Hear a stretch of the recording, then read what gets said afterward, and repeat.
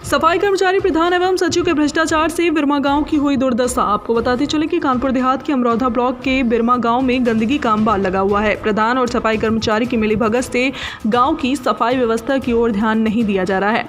यहां पर सफाई कर्मचारी 6 महीने से दिखाई नहीं दे रहे। गाँव की सफाई व्यवस्था के नाम पर सफाई कर्मचारी ठेंगा दिखा रहे हैं। गाँव की नालियां बजबजा रही हैं तथा नालियों में 1-1 फुट लंबी घास खड़ी हुई है, जिससे जाहिर होता है कि यहाँ पर सफाई सालों से नहीं हुई है। सफाई के बारे में जब प्रधान से बात की गई तो उन्होंने स्वीकार किया कि सफाई कर्मचारी टाइम से नहीं आता, वो दूर का रहने वाला है, इसलिए कभी कभार आता है। प्रधान ने उसके नियमित न आने की बात स्वीकार की, परंतु ज्यादा पूछने पर गोलमोल घुमाकर जवाब दिया। गांव की गंदगी के बारे में उन्होंने स्वीकार किया है कि हाँ, गांव में गंदगी है और नालियां साफ नहीं हैं। गांव के लोग इस गंदगी से बहुत परेशान हैं। कुछ लोग तो स्वयं अपने हाथों से अपने घर के आगे की सफाई कर लेते हैं, बाकी अन्य जगहों पर नालियां भरी पड़ी हैं तथा घास खड़ी हुई है, जिससे कि जल निकासी भी नहीं हो पा रही है। बरसात के इस टाइम पर अगर समय से नालियां साफ नहीं हुई तो गांव की सड़कों की दुर्दशा हो जाएगी। सड़कों के नाम पर भी लीपा पोती है। प्रधान ने अपने दरवाजे पर तो इंटरलॉकिंग करवा ली, मगर गांव की अन्य जगहों पर ध्यान नहीं दिया,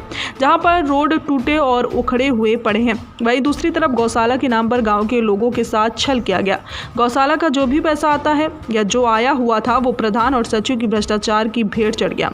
गौशाले के नाम पर मात्र 10-12 बांस गाड़कर उस तार लगाकर उसमें एक टट्टर रख दिया है, जहां पर ना तो गायों का पता है, ना उनके चारों का, और ना ही उनके पानी पीने की व्यवस्था का। गौशाला के नाम पर जो भी पैसा आता है वो प्रधान और सचिव मिलकर डकार जाते हैं। गांव में अन्य कई तरह के भ्रष्टाचार हुए हैं जो कि जांच का विषय है। कृपया मुख्य विकास अधिकारी कानपुर देहात से अनुरोध है कि बिरमा गाँव का निरीक्षण करवाएं तथा उचित कार्रवाई करें। टुडे इंडिया लाइव न्यूज़ के लिए कानपुर देहात से संजय तिवारी की खास रिपोर्ट। क्या नाम है आपका? हमारा संतोष बाबू नाम है, संतोष बाबू गौतम। किस गांव के प्रधान हैं?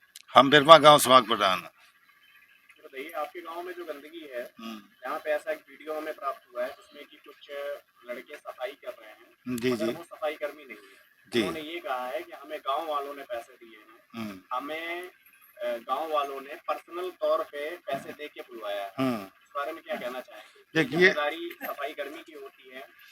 ये जिम्मेदारी सफाई कर्मी की होती है और उसकी होना भी चाहिए, क्योंकि गांव हमारा है, हम गांव को देख रहे हैं, गांव के प्रभारी हैं हम। कभी कभी ऐसा हो जाता है जैसे कि शादी ब्याह हो गया और सफाई कर्मी कहीं रोस्टर लगा है, वो रोस्टर में कहीं फंसा है, नहीं आ पा रहा, मुख्यमंत्री प्रधानमंत्री का दौरा होते हैं, विधायक जी का दौरा होता है।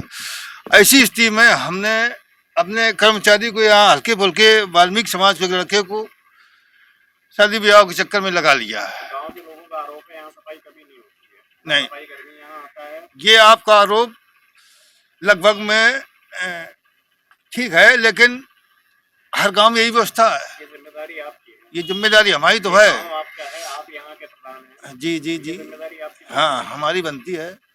बताएं और बताएं, आगे पूछे। नहीं, इसी बारे में बता दीजिए, गांव में सफाई क्यों नहीं होती? सफाई होती है। अब ये इतना बड़ा गांव है, एक सफाई कर्मी पूरे गांव में तो निपटा नहीं पाता, अपने घर को तो सफाई कर नहीं पाता आदमी। ग्राउंड जीरो पे जो रिपोर्ट है उसके अनुसार तो यहाँ सफाई नहीं हुई है। तो जो गांव की स्थिति है, जो नालियों की स्थिति है, जो यहाँ उसमें हम क्या कर सकते हैं बताइए? हम डांट सकते, सफाई कर्मी को लड़ सकते नहीं, हम भी हैं। कितने दिनों में आता है? अब ये तो आप ये समझिए कि आता तो बहुत समय से है, मतलब कितने दिन बाद आता है? और सफाई कर्मी इतना समय से लगा दिया गया, वहाँ पे कुड़वा लगा दिया गया दूसरे गांव का।